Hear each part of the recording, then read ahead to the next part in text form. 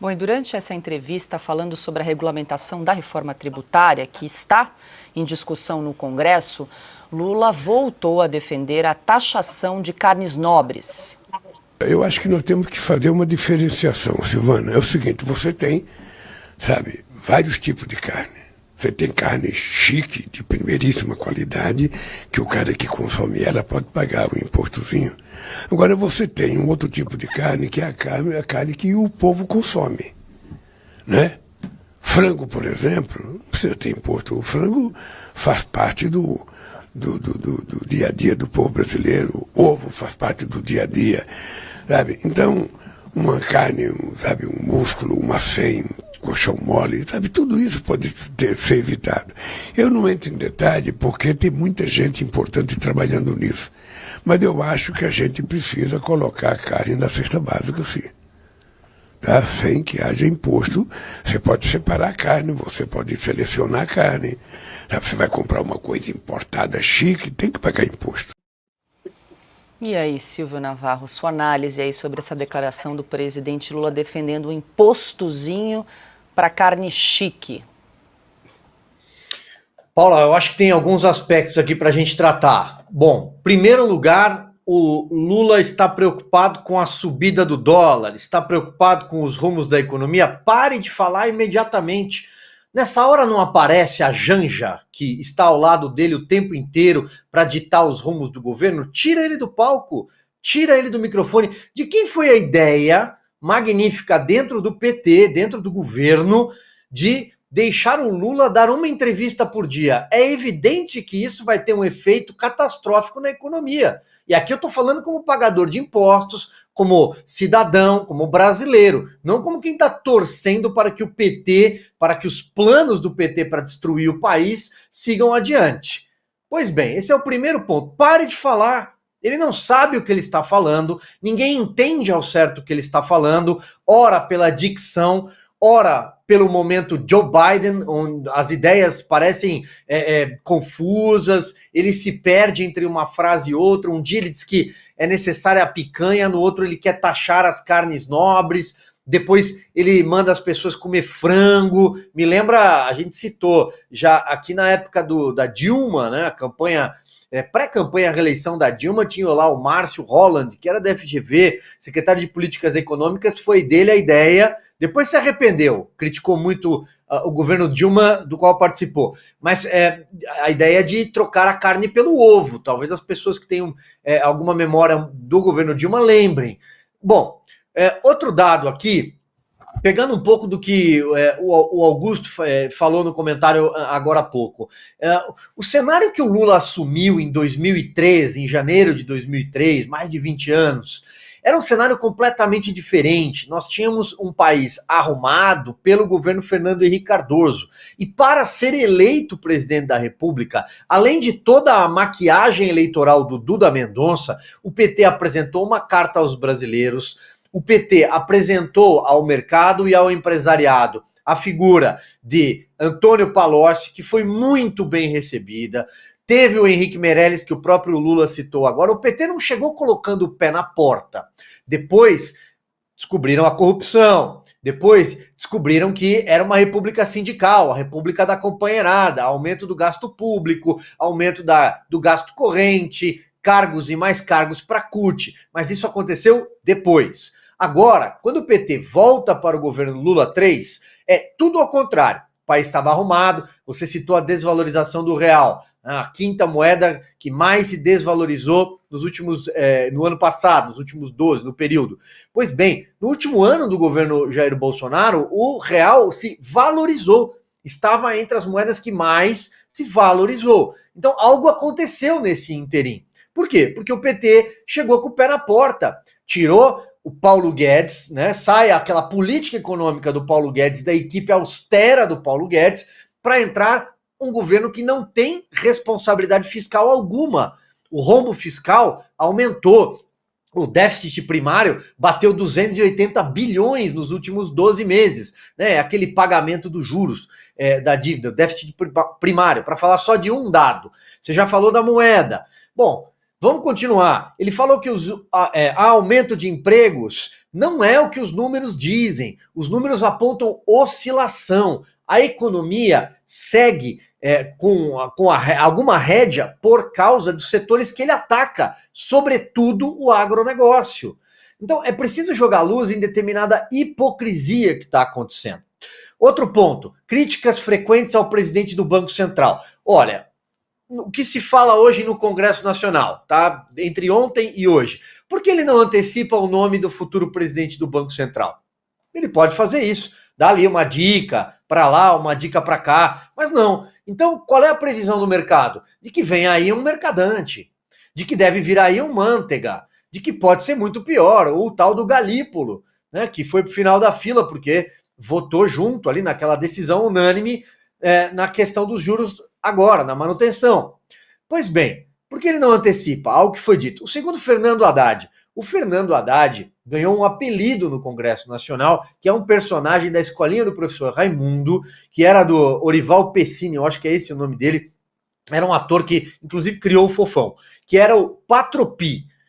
Então, ele ganhou um apelido hoje no Congresso, né? Já não é a primeira vez, mas hoje o pessoal chamava ele de Patropi depois da frase dele. O problema todo é a comunicação. Sei lá, entende? Ô, Ana, a gente reservou aqui, não poderia faltar numa entrevista de Lula, ataques aí contra o presidente do Banco Central, Roberto Campos Neto. Deixa só a gente exibir esse trecho aí, já jogo para você. Definitivamente eu acho que ele tem um viés político. Agora, veja, eu não posso fazer nada, porque ele é o presidente do Banco Central, ele tem um mandato, ele foi eleito pelo Senado, eu tenho que esperar terminar o mandato e indicar alguém. Antes só de te ouvir, Ana, deixa eu trazer a defesa aqui de Roberto Campos Neto, que participou de um fórum econômico em Portugal e acabou aí se defendendo das acusações. Well, I think as a central bank, we have to get away from the political arena and try to go on with the technical job. And I think what we did, I think, is a living proof that everything that was done was very technical. So during the elections in which Lula was elected, the incumbent president, in his last year of mandate, we increased rates in a cycle that went from 2% to 13.75%.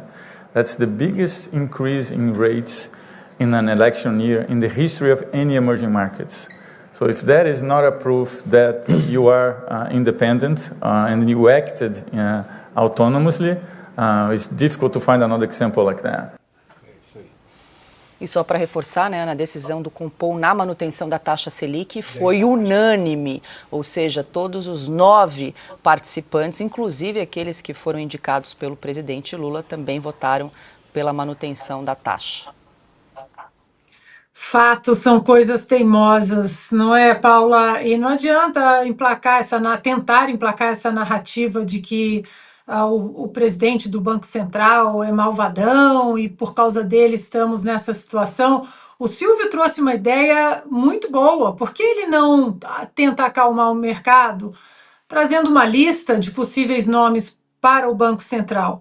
Só que ele foi incapaz de dar uma lista pequena, 2 nomes, 3 nomes, para o ministro da Economia da campanha. Agora ele não vai fazer isso.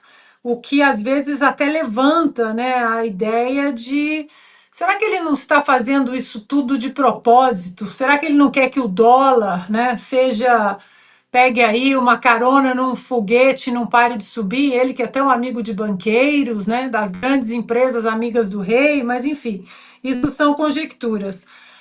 O que o ministro da Economia disse, né, o Haddad, que o dólar vem se desvalorizando no mundo inteiro.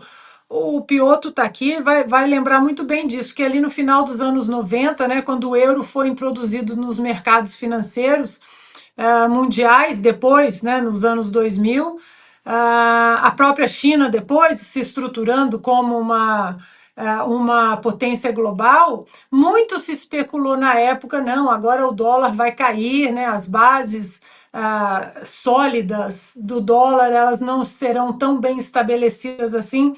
E não foi o que aconteceu, né? Então, muita gente pergunta até quando o dólar vai sobreviver sendo a reserva de valor do mundo, E isso, Paula, é muito ligado à seriedade das instituições americanas, da não demonização do mercado financeiro, do capital privado, da proteção da liberdade econômica. Não é, o dólar não é a reserva de valor do globo simplesmente porque é a moeda dos americanos. Não é isso. Isso é muito estabelecido nos valores e princípios que a República dos Estados Unidos oferece para o mundo em termos de estabilidade, principalmente estabilidade jurídica. Pode entrar um maluco lá na Casa Branca que as instituições continuarão funcionando de uma maneira muito sólida e muito bem estabelecida. Ele também disse que ele não fala mais, né? Porque tem os adversários que estão aí prestando atenção nele. Olha, eu acho que o principal adversário do Lula hoje é ele próprio, né? Um governo extremamente intervencionista, que não tem uma comunicação direta e orgânica com o povo, taxa sem parar, mas de acordo com a Janja, o aumento de impostos ele é só para as empresas, não é para o consumidor. Agora, Paula, eu queria trazer um tweet da ministra do Lula hoje, né, candidata a presidente 2022, a Simone Tebet, não sei se a produção está aí com o nosso tweet, pode colocar na tela, que em 2022, em setembro, ela disse o seguinte: toda vez que a gente vê o presidente falar besteira, vemos o dólar subir, a inflação. Precisamos devolver a segurança jurídica e institucional ao nosso país para atrair investimentos. Presidência é lugar de dar exemplo. Vamos mudar o Brasil de verdade. Aí a candidata, né, à presidência da República em 2022. E aí você vê um tweet desse e você lembra das queimadas que nós temos visto agora no Brasil, que atingiram números recordes. Quando é o Jair Bolsonaro, em qualquer assunto, a culpa é dele. Mas quando é o Lula, a culpa é da seca, a culpa é do clima, a culpa é dos outros, a culpa nunca é deste governo que não aperta na carne, que não cuida de sua economia, simplesmente porque tem uma caneta autoritária que vai querer colocar a sua tinta em tudo. E é claro que os investidores olhando para o Brasil, peraí, insegurança jurídica e intervencionismo, canetadas totalitárias do executivo, não, muito obrigada. Eu vou para lá, para a Argentina, logo ali.